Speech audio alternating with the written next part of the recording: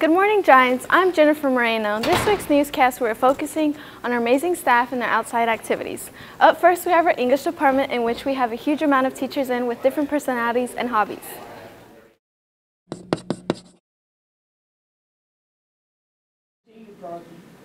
There's too many left here. I mean, geez, if he gets them wrong, there's too many of them left. I mean, he's going to take the responsibility if anything happens to that gentleman. I spent nearly a decade as a military spouse before getting into teaching as a profession. And I had a lot of opportunities to meet different people all around the world and all around the country. And through meeting them, my life has changed, my perspective on the world has changed. And I think it changed the most when I moved to Okinawa, Japan. The students at Kubasaki High School were very similar to the students here at Ben Davis.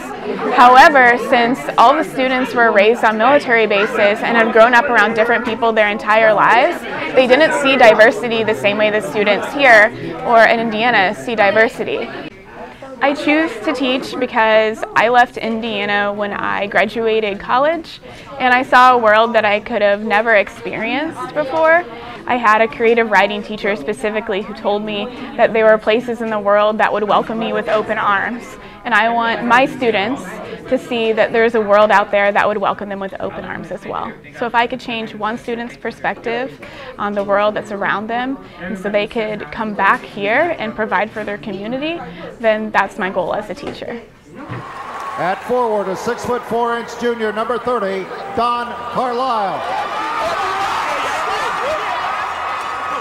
I have played here at Ben Davis, played 3 years, 2 years starter, and won 2 championships while on the road to IUPUI. Outside, after that, I went to IUPUI and played with Coach Ryan Hunter.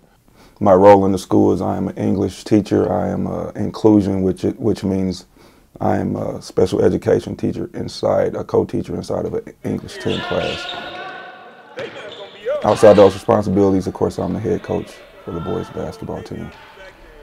My family plays a huge role in my life.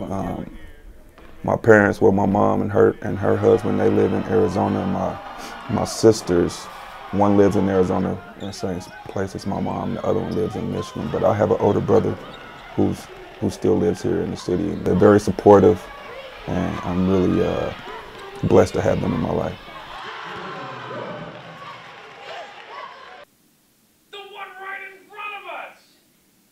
Honestly, my entire life has revolved around school. When I was in school, I did performing art, musical theater. I did all the plays, all the musicals. I was in choir. And because of that, when I chose colleges, I had to go to IU because I knew they had a program. That's where I found comedy. That's where I joined a sketch group called the University Twits. I learned some improv, and that's where I met one of my friends who was in a group from Purdue that we used to do crossover shows with, an improv group. And she was like, you should totally do Comedy Sports. And so I auditioned for Comedy Sports. That started probably the best 5 years of my life. I've been doing improv for 5 years. I've taken on leadership roles, teaching roles at Comedy Sports. When I started teaching at Ben Davis, it was something that I really wanted to do, but I wasn't at that point. And then eventually I got to that point. I wanted to teach students, agreement. I wanted to teach them collaboration. Life is like math. If it goes too easy, you're doing something wrong. Let's head over to our math department to see what they do beyond the equations.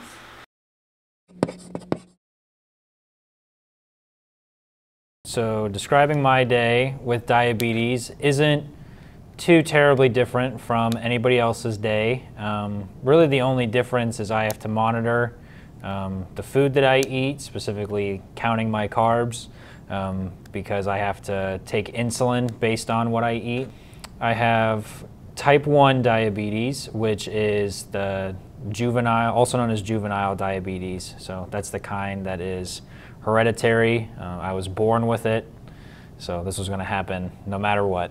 And when it comes to exercising, those with diabetes have to be a little bit more cautious. I just need to make sure that As I like to refer to it, I carb up a little bit because when you exercise, there's a tendency for your blood sugar to go low. And so that's just always a worry while I'm exercising that my blood sugar drops, which can be dangerous if it drops too low. So I just have to monitor that. Algebra teacher over at the 9th grade center. A lot of you don't know too much about me, but I'm pretty laid back, enjoy family. Giant Nation. I'm there for whatever those kids need in and outside of school. My focus, my passion is kids, and that's what I strive to be. Somebody that they can depend on, somebody they can look up to, somebody that they can rely on. As a kid, I kind of bounced back and forth between my mom and dad's house. Spent a lot of time with my mom, spent a lot of time with my dad, but for the most part, spent a lot of time raising myself. It's a lot of things that I learned, a lot of things that I needed to learn. So as a adult, as a parent now, I kind of focus on making sure that I'm there for my kids, making sure that I'm here for them when they need me, making sure that they don't go without. As they say, you don't know where you're going unless you know where you've been. Up next, let's hear it from our history department.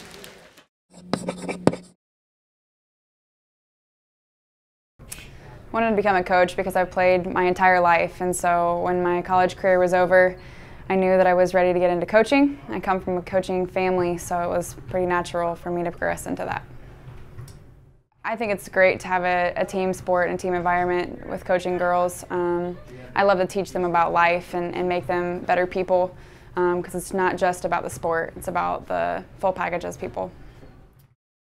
It's definitely a challenge to balance work and coaching, but I try to take it in stride and be as productive with my time as possible. And they make it an absolute joy after a rough day at work to walk in the gym and get to be around them with their smiling faces. And I just love the competitive nature of the sport, so it makes it a lot of fun.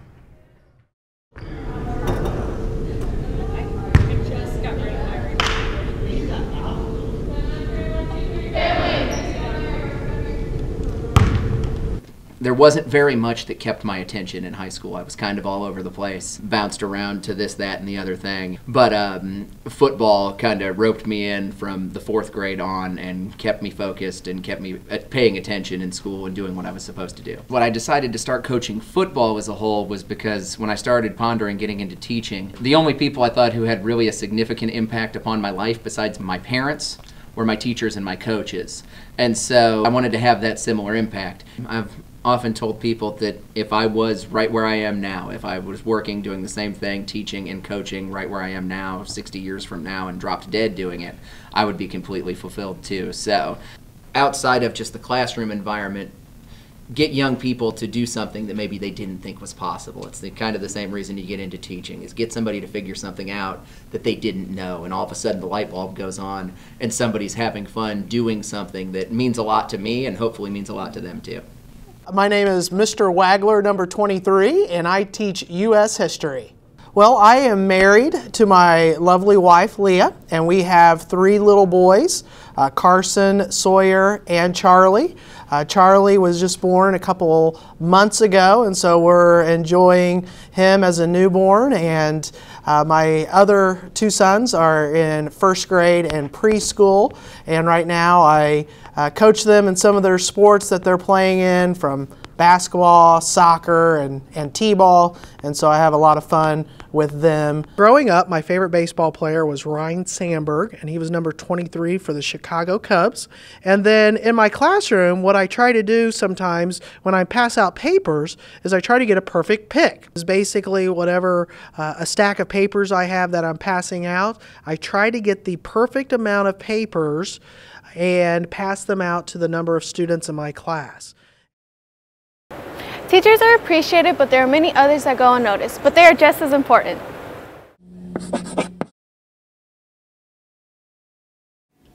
I'm Stacy Neal. I'm an instructional coach. I taught at Roby Elementary for 16 years, and this is my 5th year in this role as an instructional coach. I work with students and teachers at Garden City and Maplewood Elementary. I don't like the same words. What does Dr. Hawkins like to read? The best part about this job is that my day-to-day interactions are totally different every day.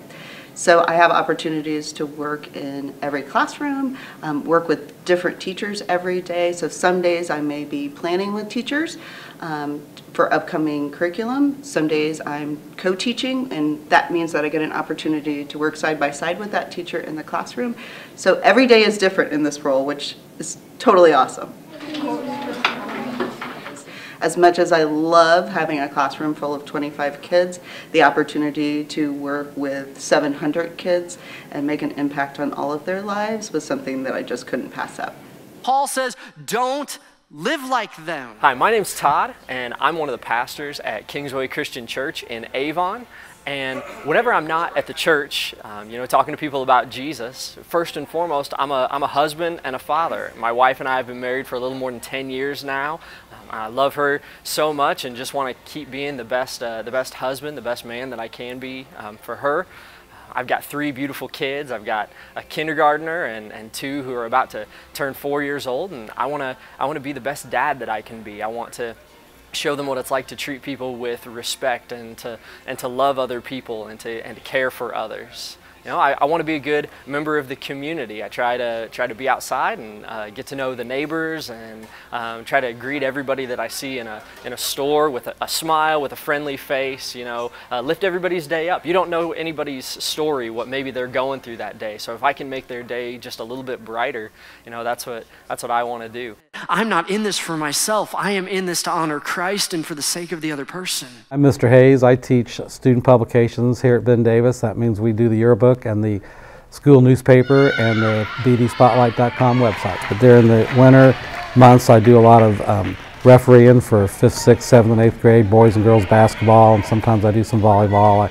I'm involved in the CYO program here in town. I coached in that program for a long time, and when I got done coaching, I still wanted to be involved, so I became a referee. And it's just a way to, my son and I do it together. We're kind of a refereeing team. It's a way for us to stay involved in the game of basketball, which my son likes a lot, and gets us running up and down the court too. So it kind of keeps us active and something fun to do. Well, I hope to referee as long as I can, as long as I'm physically able to. It's something I really enjoy doing with my son. Gets us together a couple times a week during the winter, and as long as I'm physically able to do it, I want to keep doing it. So hopefully 15, 20 years or more. I teach photography, visual communication design, and this semester I started teaching Intro to Two-Dimensional Art. So when I get home, I'm usually mom. Sometimes that's around 5 o'clock, like after I'm done grading. And so then when I get home, I take care of my kids until about 8 o'clock. When I moved to Miami, Florida, I purchased my first DSLR and just began playing around with it and saw that I was able to just further my skills that I had learned with film photography in college. And so then I started taking pictures of friends, and the rest is just kind of history. People started paying me eventually to do photo shoots for them. My first session was a senior session. As a mom, I also learned that when I had my kids that I wanted to be home with them more, and so photography gave me a way to do that. At that time I wasn't teaching, so I was still able to bring in income without being away from my kids all day long. Outside of school, I like to spend time with my friends and families and pugs and probably a lot of what everyone else likes. I have a really big family. I have 2 older biological sisters, and then I have 4 younger adopted sisters from India. We didn't get them directly from India. They were brought to the United States by other families, and then their adoptions were disrupted. I remember the day that the first little girl showed up with my mom. My mom had to travel and stay overnight with her and things before they could come home. And I remember she got out of the car and looked at my mom and said, like, "Which one is that?" Talking about me and my sisters, and she said, "Well, that's Lauren." And she, like, her eyes lit up, and she didn't even know me yet, but she was like, "Hi, Lauren," and ran and like jumped on me, around me like a little panda bear. And I'd never really been around little kids, and I'm like, what is this child doing on me? But just like, you could just feel how much she wanted like love and affection and a family. People follow you because they want to. Because they want to. That's the definition of leadership. When I was a young person, I was always looking to see if I found myself in somebody. I am an employee of the Indianapolis Urban League in the role of a project ready coordinator. My role is to teach, train, and develop the minds of people in a high school setting to get them prepared for life in college, whether it was a female teacher, male teacher, white, black, yellow, green, blue, whatever you want to call it. I always sought to see if I could see myself in them, and I couldn't. So I said when I got to the position of leadership or growth, that I would make sure that I gave as much effort as I possibly could to support those that need support. I believe that love covers a multitude of letdowns and support. So if I could change anything, it would be to rebuild the commitment and the compassion that people have for themselves.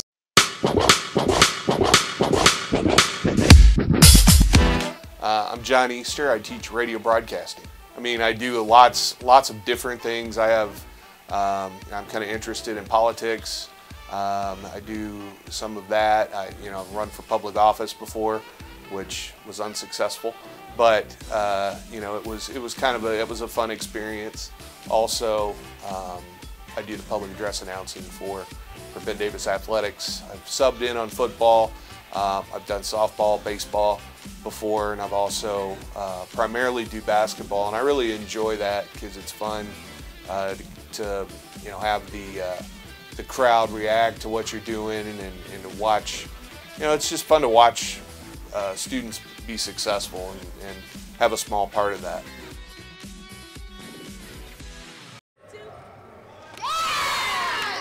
I'm Jamaica Jones. I'm a professional school counselor. I am a cheer coach, a science cheerleader, a singer, and a mom. I am currently in 2 bands. I'm in a corporate band called the Impalas. And then the second band that I'm in is called Starcat, and that is a Jerry Garcia Grateful Dead tribute band. I was a varsity cheerleader all through high school. I enjoyed my time cheering here at Ben Davis. Once I started working here, and I wanted to give back to the program that gave so much to me. Balancing all of my events and things as a mom could be somewhat challenging because my son is involved in a lot of different things, and then of course I have a lot of different things, being a counselor and a singer and a cheer coach. And I just really believe that if you love something, you're going to dedicate the time to do it. So these are just some of the people that make this a great place. Thank you for your dedication and support. Teaching, not in it for the income, but for the outcome. And remember, Giants, if it's about you and me, it's on BDTV.